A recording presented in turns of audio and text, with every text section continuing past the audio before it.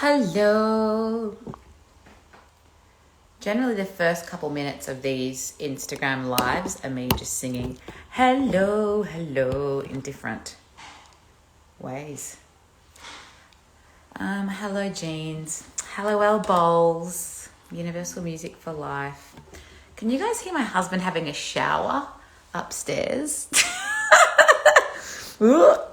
Hello, everybody. Welcome to Ash London Live and Online with James Bay, the original Bay, B-A-E. Thank you, Jeans. Fabulous in purple. Lilac is my new favorite color. I'd love to know where you guys are all tuning in from. So let us know where you are in the world. Of course, if you have a question, I was about to say for me or James, but no one gives a crap about me, Ash. If you've got a question for James, just use the little question mark thing down the bottom and I will endeavour to ask it to him, obviously. Great, we've got some people from Adelaide. As you guys know, my husband is from Adelaide. Shout outs to everyone there. Frueville Foodland, the best supermarket in the world. Where else are you guys from? Someone from Melbourne there. Hello, Ash. I'm from Melbourne and I'm called Ash too. Hope you guys are doing okay in lockdown. Pretty crappy. Someone's in Sydney, people from everywhere. The Philippines. Mabuhay. Kamusta ka? I actually grew up in Manila. Little known fact. So I have a very soft spot in my heart for the Philippines. Germany. Rocky. So Croatia. Sick. Shout outs to everyone all over the world. Usually because, we're in Australia and we miss you European legends. So it's great to have people from Europe, Europo, and Russia. My God, you guys are from everywhere. So wonderful. Okay, so just a reminder, if you have a question for Jamesy, this is Australia, so we're going to be calling him Jamesy. Use the little question mark thing down the bottom. Okay, Trian, I can see that James has just joined. Thank you for letting me know. I'm just setting the ground rules here. Toilets are at the back and it is a no smoking event. So if you do have to have a cigarette, just pop out the back. I'm just kidding. All right, let's get him in here, shall we, my darlings? Go live with. Thank you for all of your requests for people that want to go live, but I'm going to choose today because I feel like people will appreciate that the most. Drum roll. Hello, Poppet. All right. How are you, matey moo? I'm good. What are we working with? What time is it over there? It's 9:01 p.m. on Monday night. That's pretty reasonable. I feel like that's okay. Yeah. Well, we wanted you to have a sleep in. We didn't want you to have to set it up an early alarm and then your alarm goes off and you're like, bloody ash, have to get out of stupid bed. It means the world. Last week I had to get up at 5:15. It was the first and last time. Ain't nobody got time for that. No, not in any way, shape or form. Unless I'm so good. I got up at 5:15 a.m. this morning, but it's Australia and I live on the beach and I did yoga, so that's an okay. I mean, that is literally living the life. That is very good. I'm going to move some stuff around here and see if I can get some more light on my face. Yeah. Kind of. That's beautiful. You need to get what I've got, which is one of these things that like yeah. Puts the light on you. I've got someone's oh, my light's gone weird. Somebody sent me one of those the other day for like a day and then they wanted it back. What do you mean they wanted it back? That was very helpful. So I'll get one. Get one, man. Right. If you didn't live so far away and plane journeys weren't far, I would send you mine as a friend to friend, I know you would. Just want you to be luminescent in your Instagram lives, except if you're doing one with another radio station in Australia, in which case just go in a cupboard. Yeah, I'll do that. And all that crap. Well, how are you, my friend? How's I'm presuming you're in London at home. How is it? How are you feeling? It's good.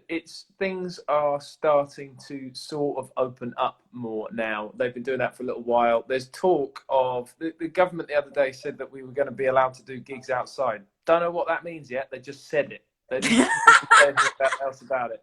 So we're looking forward to whatever that means because now they've said it, surely it means something fun. What would your dream outside gig look like if you could design an outdoor gig, James Bay? What is it? It would look like when Led Zeppelin played Nebworth in 1978 or something. Like basically just a massive, or like Hyde Park, like I don't know. Yeah, when it would just be loads of. I've done some sort of gigs a few years ago in like big forests. You do that in the UK. We played to like 10,000 people in a forest. There's loads of trees. So it's like a clearing in the middle of a forest, or is everyone in the forest? They can't see you because the trees are blocking the way. It's not like people looking from behind trees. There's a clearing. There's a good clearing. Okay, that would be very cool though, but I feel like it would require how do I say this in a G-rated way? If you're gonna have some sort of gig in a forest, I feel like there should be some sort of partake. Anyway. Oh, I get you. I'm with you. Do you know what I mean? But even though that's the case, see, I was thinking climbing trees would be fun, but when you mix those two things, we're getting a bit risky. I know, and then the insurance claims are going to come through from fans, and you're going to feel a ton of them. And I got you. Well, we love Chew on My Heart. Oh. What a joyous explosion of love, devotion, and happiness. I'm very pleased that you like it. And look, I have to say it because I want to acknowledge it, but I'll say it only quickly.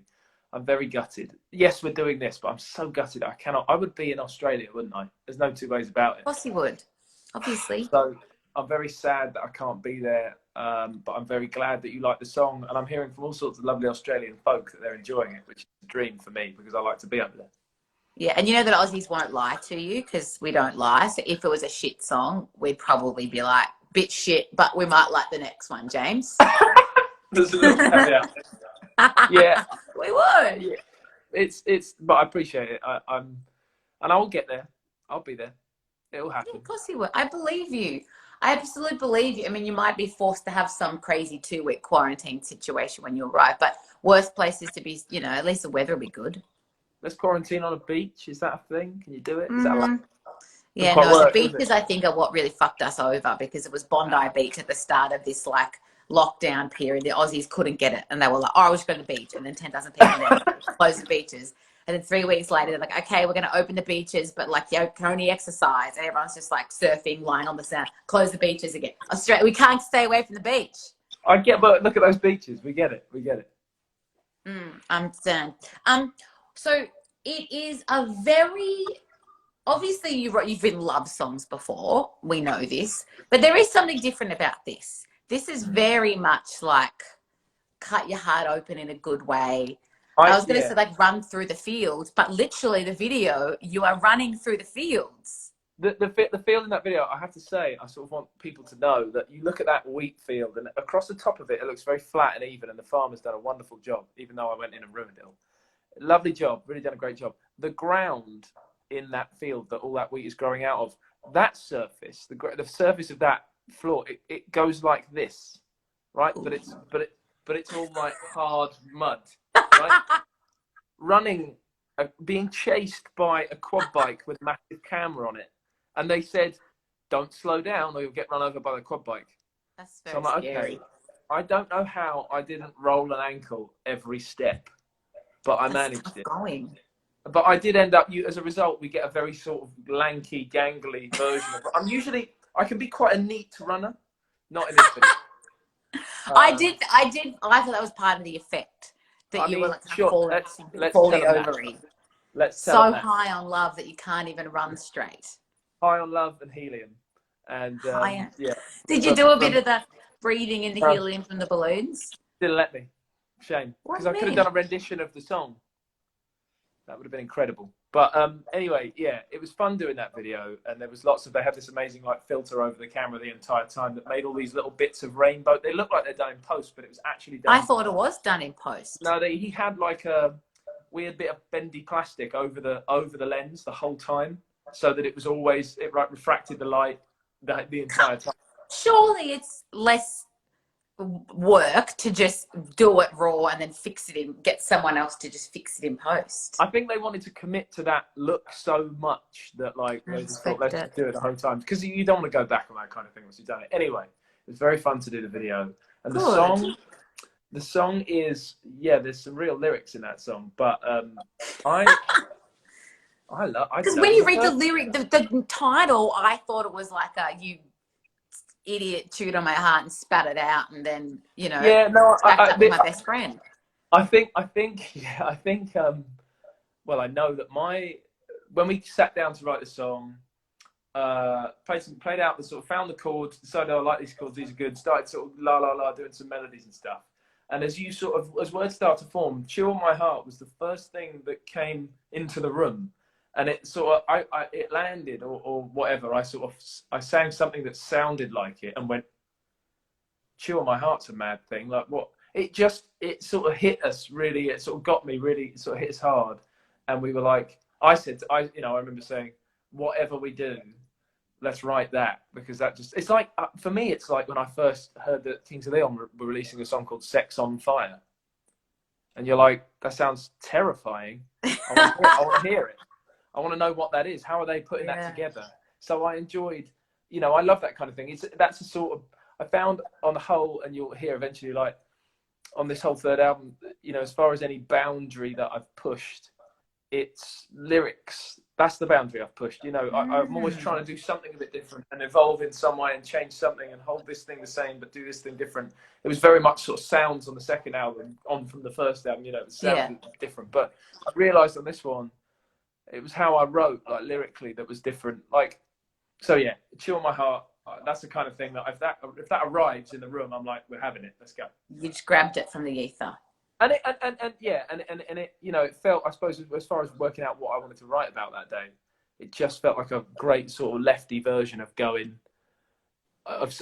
saying in a song, I'm madly in love with you, and I want to be sort of selfish about that, and I just want more and more and more. I liked that. That worked out for me. Now, I don't talk about personal things, but I mean, you write a song like that for somebody. Did that person, like, surely they can't give any actual criticism or feedback. They've just got to say, great song. Because if my husband wrote me a song and then played it for me, and then, or if I wrote my husband a song and then I play it for him and he was like, oh, that lyric in the second verse doesn't quite work and the melody needs work, I would be like, so when you write a song like that for someone, surely they just go, love it, babe. Well, no, I played it to my girlfriend, and it was one of the very rare occasions. And I'm a terrible critic of what I make, and I'm going to say it like this. Luckily, she is as well, and that works incredibly. As mad as that might sound to people, you need somebody, because it's very easy for me to tear apart everything I make and go, it's all awful. And then it's very easy for everybody else to kind of say, it's all great. No, you're doing great. Just carry on. It doesn't really mean anything. You need another person who's going to be really, really real with you and really honest with you. And my girlfriend's absolutely that. And yet, this song, first time I played it, she loved it. And that was a very cool moment. Those moments are so rare that might have been the second time it's ever happened. I don't even know if it was, but that's okay. You want that. You really, as confusing as that might be to anybody. I agree. I hear it. You know that, you get it. But you need somebody who's going to really be honest with you. And she loved it first time she heard it, which is amazing. But it does make it harder. Like my husband, who's just had a shower, and I could hear him having a shower. And before you logged on, I was like, "Can you guys hear the shower?" Like, I'm really sorry. We're a professional setup here. But he works in radio as well, and he, to me, is like the best there is. So I hate it when, like we're together and the kind of something I've made comes on, and I'm like, trying to change the station because I can't. When you trust someone's feedback, he's always so kind about it, but you almost just like want them to just believe that everything you do is great, and yeah. No, I know all about that. Absolutely, you do. But it's that weird thing where you want them to just think everything's great, and yet you want them to tell you the absolute truth. Honest truth. It's the best. At the same time, it's very hard to. Yeah, it's very hard, but it's very relevant. All of that stuff, it seems. And speaking of learning and growing, you chose to do something really fun over lockdown, and that is give guitar lessons. I don't play guitar, but I watched a bit of them. And you were like you're quite a patient teacher, I would imagine, if I had a guitar in front of me.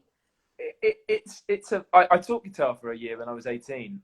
After I finished school, I didn't know what I was doing next, and I spent a year teaching people how to play guitar. And it was cool. It was fun. I didn't mind it, I quite enjoyed it. I didn't have anything else to do. And And yeah, like with these lessons that I've been doing, it's hard to, you don't know who's getting involved. Are they really good at the guitar and they just want to follow what your fingers are doing and get the gist of it and crack on, or have they just picked up a guitar? And I don't know if it's asking a lot, but I sort of wanted to make it work for as many people as possible. So of course you've got to sort of have like patience and all that stuff, and just kind of go slow, but be detailed enough at the same time. There's a strange sort of balance to get right, but and also I didn't want it to. I could have gone on for an hour or more on each song, and we can't be doing that. That's when everybody's just bored. So I was trying to keep it. I'm sort of watching the clock the whole time, like, okay, you're at 20 minutes.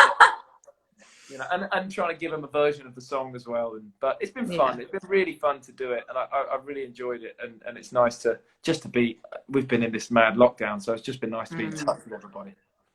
And what's your favourite song to play on the guitar that's not your own song? That's a very good question. There's a load. Oh well, I've got a guitar right here. Excuse me. Oh, what are the chances? What are the chances of that? I do like Sex on Fire. What does it do?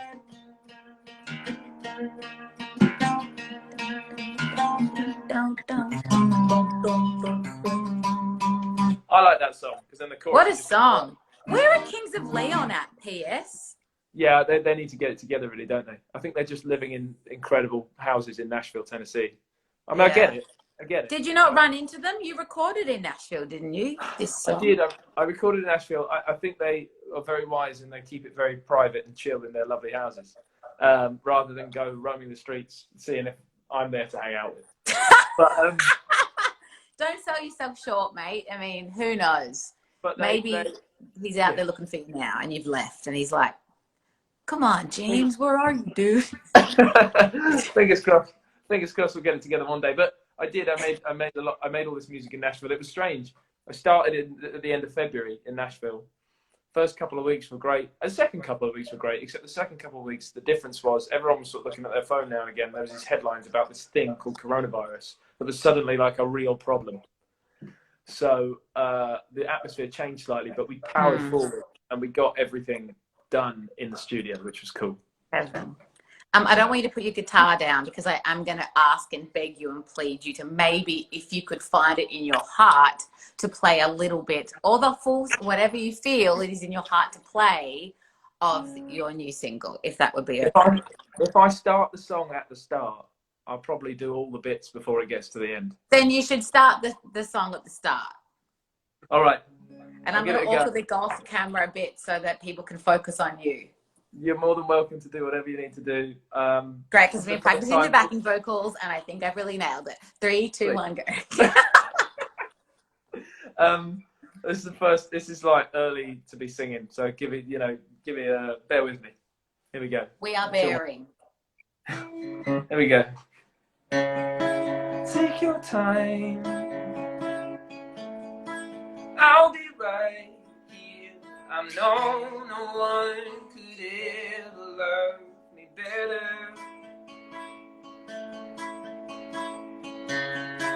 Take all night. You're the truth that is breaking me and keeping me together. I wanna be your touch. Sleep is so tough. You're born in my mind. What would it feel like if you tore me apart? Come on to my heart. Come on to my. I wanna be your touch. Sleep is so tough. You're born in my mind. What would it feel like if you tore me apart? Come to my heart. Come to my heart. Wow. We'll go again. I'm on fire. I'm a hot mess. I'm thinking things that I might start regretting. So hear me out. I need you now. I'm spiraling, sinking down. Love for me. I'm sending a message. I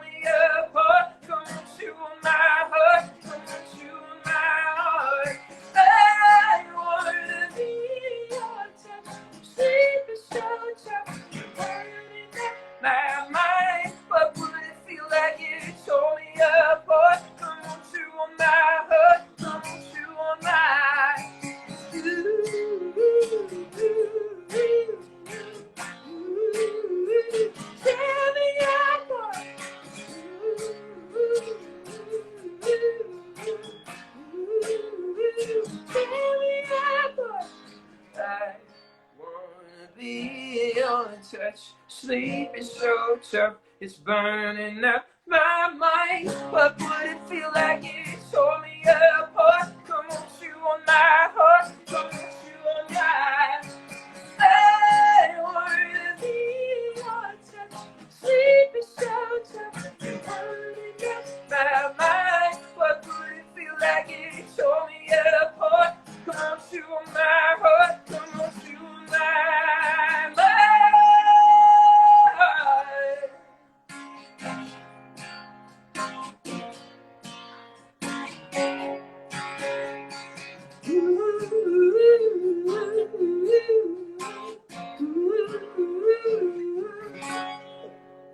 Just about. You freak of nature. If that's your morning voice, I mean, I get what you mean. That's a pretty bloody hard chorus to pull off at any time of day. Nuts, yeah. That was heaven. That was so good. Thank you. It's loads of fun to look. I sucks it can't be in Australia, and I'll be in some studio doing this right next to you. But it's true. Thanks for having me. With $10,000 microphones and all that stuff. So the fact that you so gladly did it through an iPhone or a Samsung, Android, I've got a couple of minutes left with you. I'm going to give you another clap, guys. And everyone give him some claps on the old emoji claps. Showing the love. Very kind. Thanks, guys. I want to do one or two fan questions because, Please. you know, people are sending them through and I don't, oh my gosh, this is a great question. How would you describe your new album in 3 bands? Wow. So using 3 different bands, how would you describe? What a great question. It's so hard to do 3, but I'll give it a shot. I'm gonna go. I'm gonna go. Tom Petty and the Heartbreakers.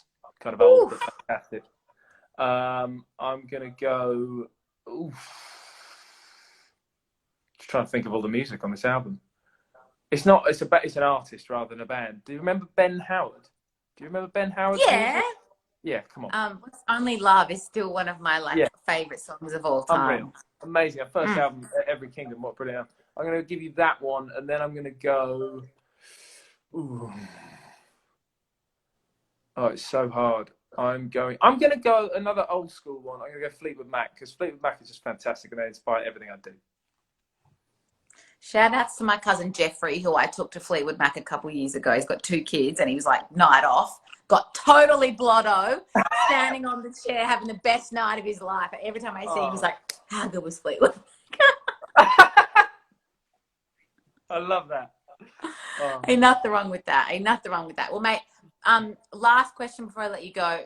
Where are we at with the album? Like, have you chosen the font of the cover of it? Not yet. Cover is in the works. Actually, don't have that yet, and there is still some mixing to do. That is the genuine answer, and that's been the answer a few times. And it reminds me of when Haim put out their first album, and they were really, ahead of their first album. Everybody in the UK was obsessed with Haim, and they spent the best part of a year. That's probably an exaggeration, saying we're still mixing, and it was an amazing album when it came out, so the mixing was worth it. But hopefully, all the mixing I'm doing will be worth it for my 3rd album. Fingers crossed, because I'm still mixing. It's so funny you bring that up. I was speaking to the Haim girls a couple of days ago, and we talked about you and your cover of Forever that you did, and they were saying how much they love you. And Esty said James Bay is Bay, and I was like. Pretty sure he said that before, Esty. Where were we? I can't remember where we were. I was somewhere in America playing a festival that they played at, and I was watching later that night. Taylor Swift was headlining. I was watching her set, and a lovely couple came up behind me, tapped me on the shoulder, and they said, "Hi, we're Haim's parents, and we saw your cover of Forever, and we thought it was just incredible." And I was like, "This is an honor to meet you." It's a good moment. Very cool. That is the best. What a great story. So wonderful. Well, matey, we're going to love you and leave you. But thank you so much for taking time early to sing for us and to share with us. We love you. We can't wait for the album and we can't wait to see you in your second home of Australia soon. I'll be there. I'll be on the next flight that is allowed without quarantine and all that stuff, hopefully. Sometime post 2021. Who knows what the future holds, but we will have at the very least a James Bay album to get us through, and I know that you'll get here when you can. I will do. Lovely to see you, Ash. Great to see you. Take care of yourself and stay safe and healthy. See ya. Bye. You just press the X because here we go. Well, isn't he the nicest human in the world? Thank you guys so much for hanging out. How great was that performance from James? Chuck us a follow if you don't already follow us. We're going to whack this up on our IGTV so you can watch it later and relive all the moments of his gloriousness. You can listen to our show anytime at ashlondonlive.com. We love you.